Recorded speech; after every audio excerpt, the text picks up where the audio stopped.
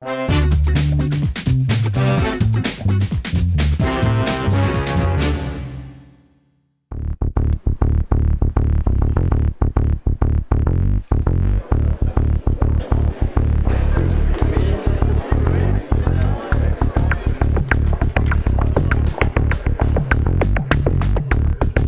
au premier trophée de la gestion financière Alsace. Vous voyez, à Paris, ils en sont au 10e, à Lyon au 3e. Nous, c'est le premier, mais il faut bien commencer.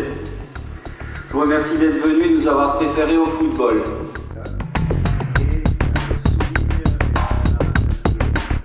Pour faire partie des sélectionnés, il fallait avoir un dossier qui présente ce que chacun a fait pour son entreprise.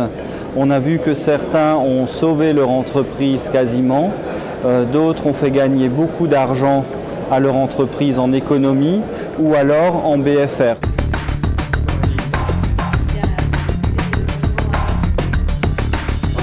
Je suis passionné par mon métier et je pense que j'ai, de mon point de vue, la bonne façon de l'aborder, c'est-à-dire toujours de la proactivité, de l'échange. Une entreprise, c'est un tout. Et l'un sans l'autre, on ne fait rien. Et la fonction financière et la direction financière a une carte à jouer qui est très importante. Et c'est cette carte que j'essaye de jouer dans mon entreprise. Oui, ça met en valeur, ça nous sort un peu de l'ombre, nous, les équipes, les sociétés. Je crois qu'il y a beaucoup de PME, PMI qui ne sont pas sous les feux de la rampe, où il y a véritablement un gros travail et de fortes compétences qui sont réalisées.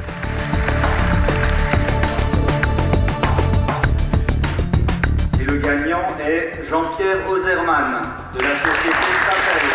Je me sens bien entendu flatté par ce trophée. Une fois encore, je crois que c'est la récompense pour toute une équipe et toute une société. J'avais un projet cohérent qui est aussi tout à fait intéressant dans cette période de crise, qui est quand même la réduction de l'endettement, l'indépendance vis-à-vis des banques, vis-à-vis d'un marché financier qui offre des crédits plus rares et plus chers. Donc c'est peut-être cette adéquation avec une problématique actuelle qui a remporté les faveurs du jury.